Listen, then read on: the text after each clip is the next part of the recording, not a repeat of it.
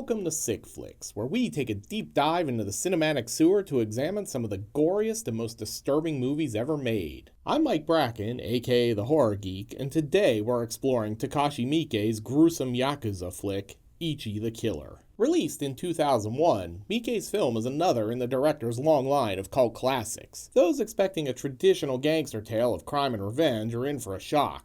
This is less a Takeshi Kitano yakuza flick, and more a twisted Japanese riff on Batman, only with more extreme gore and unforgettable violence. The Batman comparison seems apt, since the film was adapted from Hideo Yamamoto's manga of the same name. This really is the sort of superhero tale that only Miike could make. But will Ichi the Killer become the fourth Japanese splatter flick to earn the coveted 5 barf bag rating on the Gore Card? We'll find out later, but for now, let's break down the plot. The film opens with a couple of yakuza hanging out while the boss gets some action.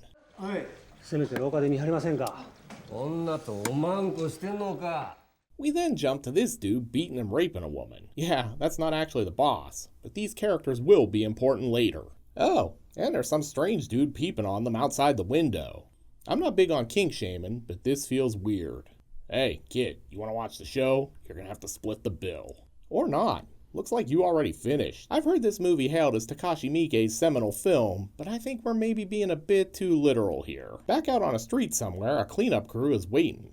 Hope you guys brought your rubber gloves. He made kind of a mess. Look at that artistry. He even got arterial spray on the ceiling. It's like the Sistine Chapel of blood spatter.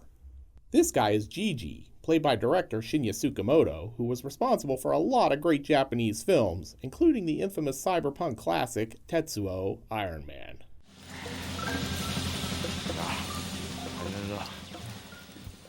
Yeah, because this shit isn't gonna clean itself up. We time-lapse to daylight, where the apartment looks as good as new. Seriously, I hope whoever hired these guys leaves a good Yelp review. That's some great work. Do you know how hard it is to clean bloodstains off a popcorn ceiling? The cleaning crew is gone, replaced by this dude with the bleach blonde hair and the Glasgow smile. He's Kakihara, and while Takashi Miike has given us dozens of unforgettable characters in his films, this dude may be the most memorable of the bunch. Trust me, you'll see.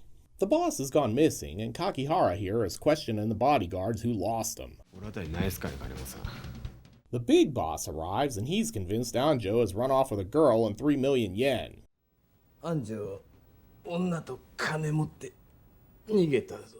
This is not something Kakihara accepts. He is convinced Anjo is alive, and he's about to cut a bloody swath through the Shinjuku underworld to find him. Kakihara starts his search by visiting a hostess named Karen. She's Anjo's main squeeze, and a real piece of work. I killed his dog. I strangle it with a Nawatobi rope. Karen here doesn't ask to see the manager, but she does give Kakihara a surprising amount of lip, and not in the kissy face sense. He took the money and ran off with some fucking 17-year-old gakime.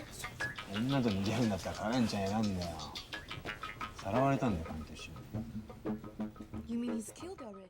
When he's finished with her, he spots Gigi's crew and heads over to say hello. Then they have this awkward exchange. Wonder what that's all about. Meanwhile, this guy's having a rough day on the job. Look, there's no crying in the service industry. Oh, who am I kidding? It's nothing but crying. The next day, Gigi shows up to provide a possible lead. Kakihara here is basically cosplaying the Joker. I'll get you, Batman. He sends his henchman to find a yakuza named Suzuki. This is a guy Gigi says may be involved with Anjo's disappearance. From there, we jump to Kakihara's dinner party. He's invited his friend Suzuki over to hang out while he makes some shrimp tempura. What a guy. Suzuki is played by Takeshi Kitano film regular Susumu Terajima, if you're keeping score at home. Well, I saw this really cool movie called Hellraiser. Thought I'd try it out here at the house. What do you think of it so far? Kakihara concludes the hooks aren't really enough, so he starts doing some impromptu acupuncture by using Suzuki's face as a pincushion. How does that feel? Did I hit the pressure point that makes you talk yet?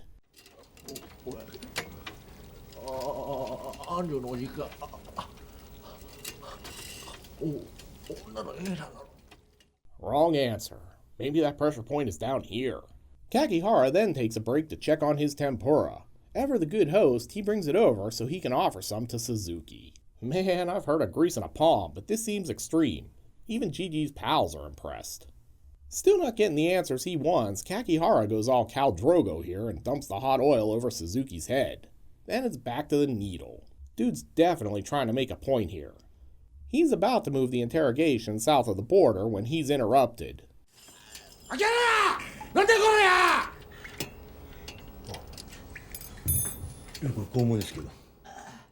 Yeah, you know, nothing crazy like drawing a quarter in the guy, just hanging him up by hooks and dumping boiling oil on him. In other words, just a quiet Tuesday night. I do love how even Kakihara's own people are freaked out by his technique. Dude's a rabid dog, which is one of the titles fans have affectionately applied to director Takashi Miike as well. We get a Mexican standoff here, although I suppose it's a Japanese standoff in this instance. And then they notice that Gigi is gone. If you guessed there were going to be repercussions for Kakihara's little stunt, give yourself a screenwriter's credit. Suzuki's gang wants 100 million yen or the Anjo crew's adult video business as compensation for Suzuki's suffering. Kakihara, who's cosplaying as Prince today, offers to pay a penance for his crime. But instead of chopping off his pinky in the yakuza tradition, he's going a little more hardcore. I wish I knew what to say here. I mean, it's right on the tip of my tongue. He offers it to the repulsed gangsters.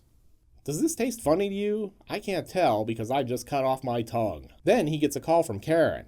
Sorry, I'm a little tongue-tied at the moment. He meets up with Karen and shows off his new body mod. Kakihara isn't worried since he's convinced it will grow back. That's lizard tails, not human tongues, man. They head up to a heroin spot and dude, this is the weirdest episode of Elementary ever. This lady doesn't want to talk, but after a rousing game of break my fingers, Kakihara finds his next lead. It's one of Gigi's men. You always said you wanted to be on TV, so consider this your big break. While tossing the place, they find the money. But how does Kakihara know it's the right money? I mean, Anjo was a real pessimist, and this blood definitely tastes like B negative. Kano here isn't your standard idiot box. He explains that Ichi killed Anjo, and that he's coming for Kakihara next. Then he offers up some insight into why Kakihara is so hellbent on finding his boss.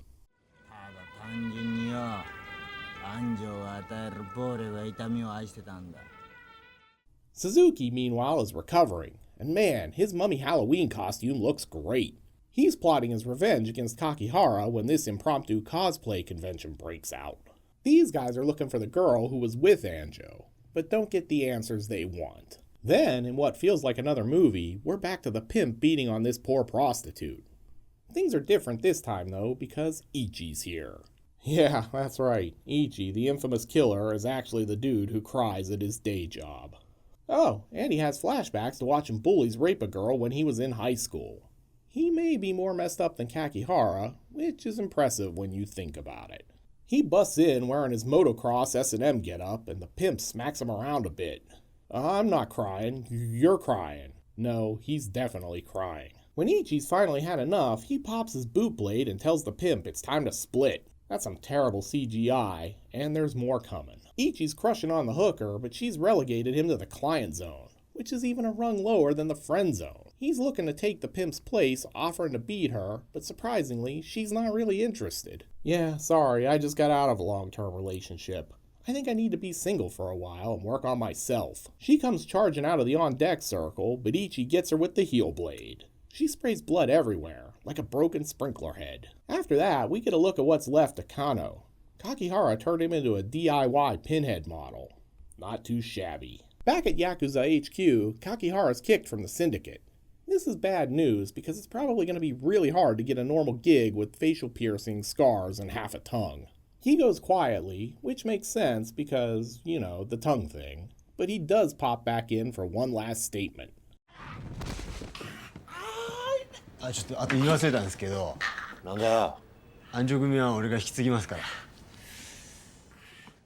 Kakihara may have a gang, but there's subterfuge happening.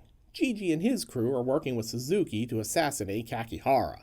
So I guess that bit about Ichi coming for him was accurate after all. Then it's time for some exposition. Ichi's having dreams about the girl who tried to save him from the bullies and got raped for her efforts.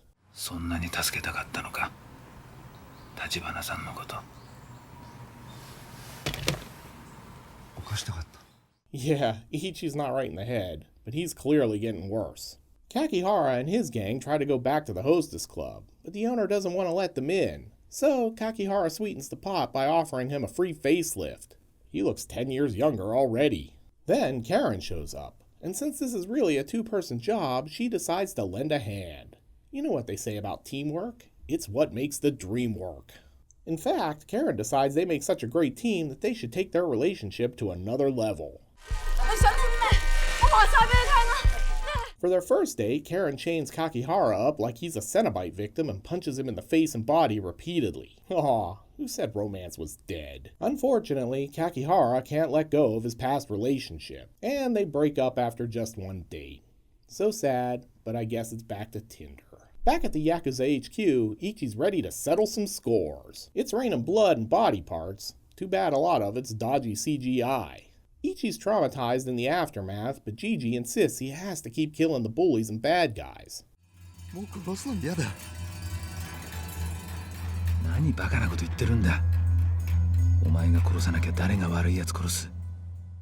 On his way home, Ichi spots this kid, Takeshi, being bullied. Rather than help, he just stands there like the doofus he is, until one of the kids attacks him. He gets a dragon kick to the breadbasket for his troubles. Kakihara returns home to find his crew has been disbanded and disemboweled.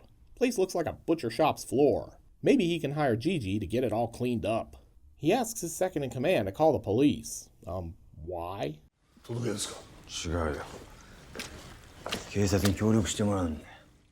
You can probably find several just laying on the floor around you. Then, up on the roof, Kaneko is basically cooking some long pig.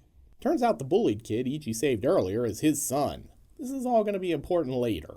In a weird twist of fate, Kaneko basically runs right into Ichi, who's getting his ass kicked outside of a hostess club. He saves him, but has no idea who he actually is. Ichi's like a stray cat who won't go away, so they wind up eating some sweet top ramen for lunch. Well, I hate to break it to you, but he's sitting right in front of you and you paid for his lunch. Kakihara is convinced that Ichi is a pure masochist and he's excited to meet him. If you think this is because Kakihara wants to kill him, guess again. He's convinced Ichi might be the only guy who can satisfy his masochistic urges like Anjo did. Also, these guys really need to do something about the moths eating their sweet-ass denim overcoats. It's board game night at Gigi's place and Karen's in on the action. He reveals that Ichi wasn't really bullied as a kid. Gigi's just implemented those memories through hypnosis so he can control Ichi and use them as a weapon.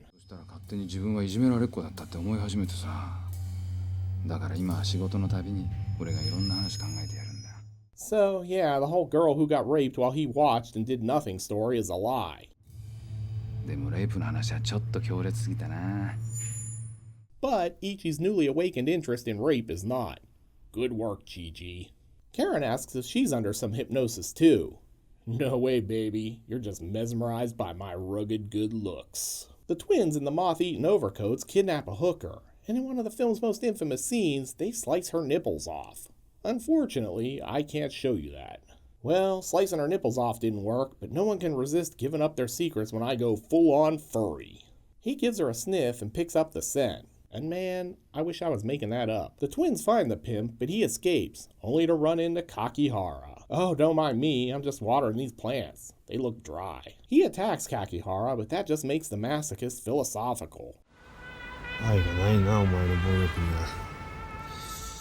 Seriously, dude's like the Buddha of masochism. The pimp takes one last swing, but Kakihara must have been hungry, because he just ate that whole knuckle sandwich. Ichi, meanwhile, gets run down by Karen. Well, that's one way to meet a dude, I guess. She pretends to be the girl he didn't save from getting raped, so he takes her back to his place. After some gum flapping, Ichi concludes she's his dream girl, and Karen's about to get more than she bargained for. She tries to convince him she's actually not Tachibana, but she doesn't have a leg to stand on. She hobbles away, but Ichi hits her with some sweet neck music and she paints the walls red. Back at the Yakuza headquarters, the hooker is dead, which doesn't make Kakihara happy. Hey, I'll do all the torture killing in this movie, Kaneko. He's still got the pimp though, so he skewers his face with his acupuncture needles to get him to talk. That may be an understatement. Then Ichi calls Gigi. Now that he's killed a woman, he's ready to get back to work. Gigi's like, great, meet me at the Yakuza mansion. He also plants another suggestion, convincing Ichi that Kaneko is his brother. While he's waiting for Ichi to arrive, the old Yakuza lieutenant spots him, and then corners him with a gun. The Yakuza falls for the oldest trick in the book, though, and gets disarmed. Seriously, this is like falling for the old "your fly is open" gag. Then Gigi disrobes, and thanks to the magic of Photoshop, Shinya Tsukamoto looks like a bodybuilder. Honestly, this effect looked terrible back in 2001, and it looks even worse now. Gigi then gives him a little neck adjustment. Back upstairs, Kakihara and crew are prepping for a penis amputation. I swear to God, I'm gonna have to add a counter to the channel to keep track of how many of these movies features guys having their junk cut off. We're approaching double digits, and this channel isn't that old. They're interrupted by a noise at the door, but when Kaneko looks, no one's out there. When he actually goes out to see what's going on, he finds the body of his Yakuza partner. That's too bad because I like that dude. Kakihara and one of the twins take off to look for Ichi. The other twin stays behind with the pimp, and they play a game called Let's See If I Can Rip Your Arms Off With My Bare Hands. Spoiler alert, he can. Kakihara is as giddy as a sadist during the Inquisition as he sets off to finally meet with Ichi. He's got high hopes about this dude, and I'm guessing he's gonna be disappointed. After a bit of twin premonition, they head back to their room, and Jiro here is indeed dead. Looks like Ichi's been here. At least he didn't kill the fish, I guess. Sabaru here is busy paying his final respects, and he's pretty calm for someone who just lost his brother. I mean, some guys would lose their head over it. Oh, wait. Kaneko and Kakihara split up, and Kaneko finds his son has come to the building too. Great timing, kid. Couldn't you just have stayed home and played Super Mario 64? After that, Ichi and Kakihara wind up on the roof for the showdown we've all been waiting for. Kakihara draws his knitting needles and Ichi pops the shoe blade, and then Kaneko shows up. He draws his pistol and we come to another standoff. Ichi's convinced Kaneko is his brother based on the hypnotic suggestion from earlier. He continually asks Kaneko why, and man, this is the most anticlimactic DC Universe movie ever. Kaneko shoots Ichi in the leg, which is good because at least now the dork will actually have something worth crying about. Too bad the leg wound doesn't stop him from pulling off this spin kick that slices Kaneko's throat. So long, man. Sorry you're about to bleed all over that sweet lizard skin jacket. While he's bleeding out, his kid arrives on the roof just in time to see his dad die. Yeah, I'm guessing that kid's gonna have some therapy bills in his future. Then Kakihara says what we're all thinking. No matter how much Kakihara begs, Ichi won't fight. He just lies there, sobbing like a crybaby. Told you were going to be disappointed. Hell, I'm still disappointed. He gives up and the kid goes to kick the shit out of Ichi. Someone should. Good job, kid. Kakihara is clearly tired of hearing Ichi cry, so he puts those needles to good use and punctures his eardrums. But then he looks up and sees that Ichi has killed the kid. What the hell, man? Ichi shambles over to Kakihara, dragging his injured leg, then nails him in the head and sends him plummeting to his death, much to Kakihara's pleasure. Gigi finds the dead Kakihara at the bottom of the stairs. But wait, he's missing the head injury. Did any of that actually happen? It's never really explained, but the theory is that Kakihara actually committed suicide. The scene of Ichi cutting off the kid's head and sending Kakihara to his doom are just hallucinations. Then we jump to some point in the future and everything looks nice and orderly.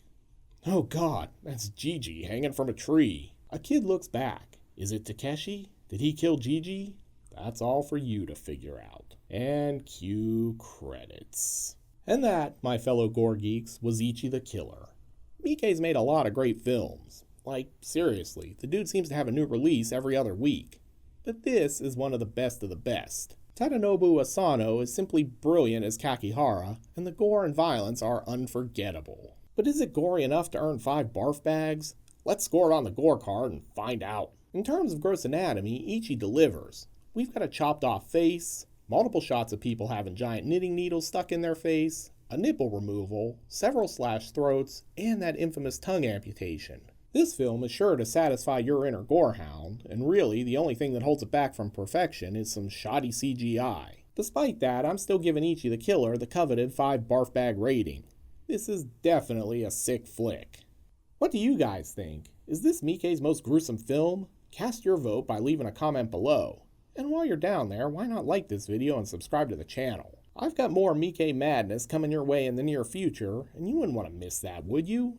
Of course you wouldn't. Oh, and be sure to check out some of my other videos. You'll find links to more sick flicks here on the screen. Go check them out, because we both know you need more gore in your life.